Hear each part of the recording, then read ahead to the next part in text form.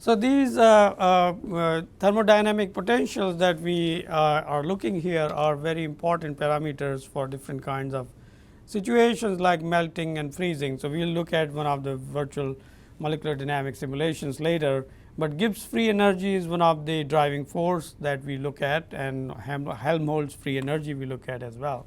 So, if you look at it's very easy now with the Legendre transform, which is what happens with the derivative of thermodynamic potential. We can use transform between internal energy differential, which is du over dV with the constant of entropy, into transformation of Helmholtz free energy over volume differential with the volume with the constant temperature.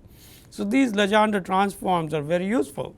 So, if I am able to calculate Helmholtz free energy, I can now calculate pressures and then understand the phase transition which is caused by the pressure, or if it is temperature induced transition like melting and freezing, then we can look at the entropic changes. So, I think these are the driving force, or what we call as thermodynamic potential, and that leads to the equilibrium criteria. So, if you have a system between liquid and solid or solid and gas, and they are at different temperature, pressures or chemical potential, then you can look at some of these criteria that leads to the equilibrium. So, now we get into the thermodynamics of statistical mechanics. So, if you look at your slide now, you can immediately see that we are looking at the microscopic information which is coming out of MD simulation phase space trajectories. Now, we are familiar with that, and now we are connecting them to the macroscopic properties of temperature, pressure, heat capacity and compressibility. Now, how can that be possible? We are looking at atoms which are at very small scale. We are talking about 10 to the minus 10, we talked about atomistic scale, we talked about the microscopic scale or micron scale, we talked about mesoscales, and we talked about continuum scales from the previous sessions. And the question is that what I am looking at the atomic level, how can I connect it with the bulk which is almost 10 to the power 10 times larger than this system. So, that is where the whole idea about statistical mechanics came about. So, in early if you look at 1920s to 1930s and even before 1905, and during that time there was a movement about understanding the physical phenomena which were beyond Newtonian kind of models. So, if you look at the work by Einstein, Schrodinger, and some of the people who developed the quantum mechanics like Heisenberg and Niels Bohr, all of these people were working on this idea about the microscopic understanding of the work, and that is when some of the work even by Willard Gibbs etc. was used in order to come up with the statistical mechanics. If you look at in terms of statistical thermodynamics and statistical mechanics, Boltzmann was the one who was given credit to start thinking from microscopic stage to macroscopic learning. So, if you look at what we are trying to do now is take the microscopic behavior and also understand how these microstates are combined together to come up with the macro state. So, there has to be some transition, there has to be a model, there has to be a theoretical framework that allows us to do, and that is what is called statistical mechanics. In statistical mechanics, what you essentially do is you will take a phase space, and now we understand what we mean by that. So, if you look at, let us say, number of particles in a box. So, you know the number density, you know number of, let us say 10,000 particles, and you know the volume, and you also know the velocities, and from velocities, as you remember, you can calculate pressure, you can calculate temperature, etc. So, if you have that kind of box available, and I know every atomic particle represented in that particular molecular dynamics box, then that will represent a microstate.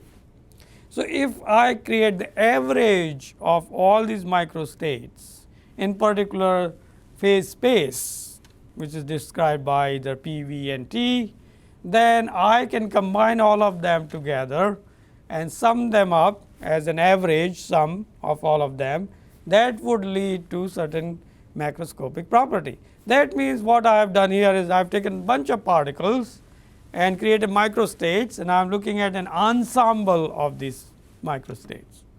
And that term is very well used and frequently used in statistical mechanics, ensemble averages.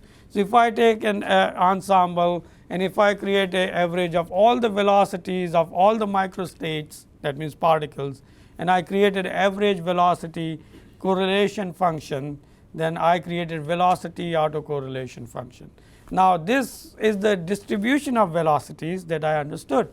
Now, if you remember, our friends Maxwell and Boltzmann have given us a distribution function, which is represented by an exponential, and it shows that the higher temperature has lot more broader distribution of the velocities of particles.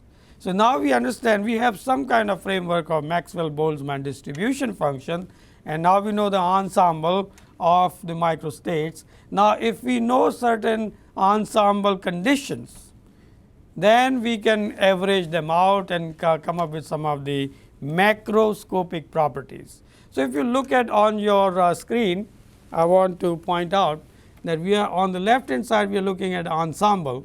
What are the types of these ensembles? Depending on macroscopic constraints, and those macroscopic constraints are imposed on the system, and this could be number of particles as we discussed. We can do volume, we can do pressure, we can do total energy, we can do temperature, we can do thermodynamic chemical potential. So, if you look at that, and if you look at on the right hand side, you can see that it is a pictorial representation of different ensemble. So, if I keep energy constant, and obviously in the molecular dynamics box we have volume constant and number of particles constant, then we have microcanonical ensemble. So, here we are looking at EVN, energy, volume and number of atoms constant.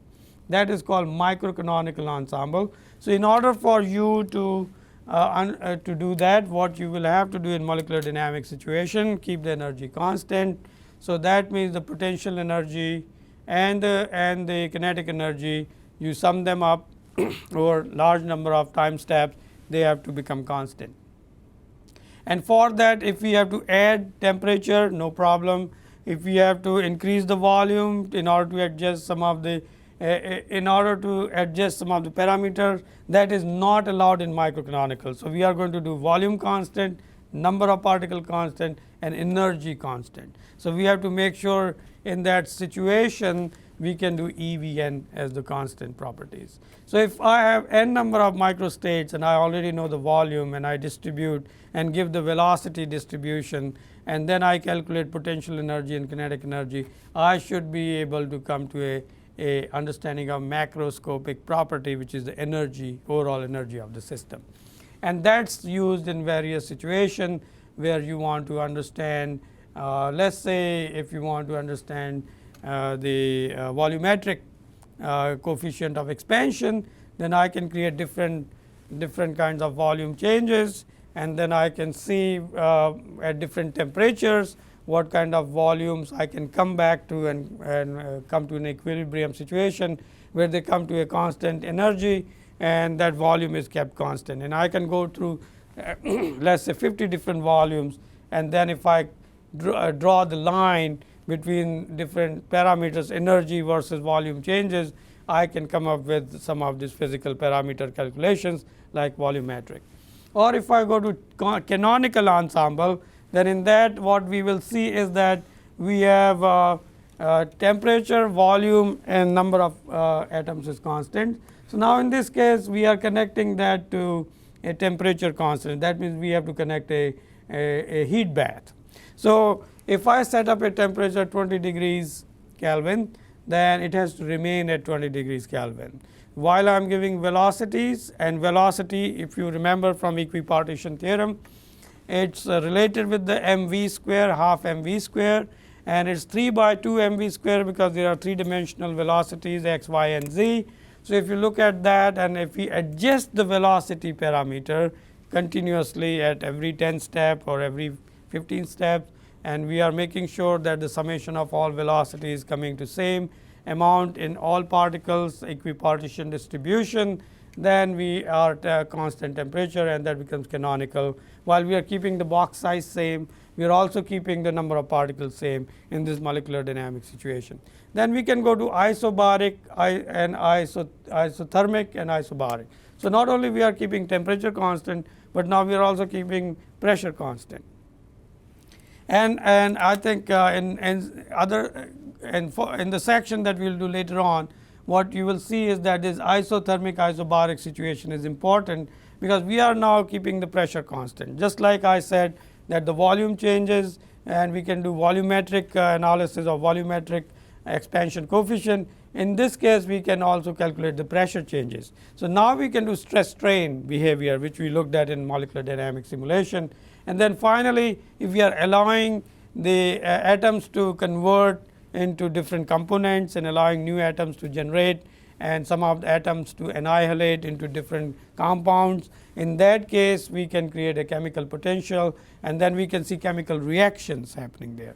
And that is where grand canonical ensemble is used in chemical potential. So, we have microcanonical ensemble, canonical ensemble, then isothermal, isobaric ensemble, and finally grand canonical ensemble. And as we move forward, we are going to look at all of these and how to apply on molecular dynamic situations. Thank you.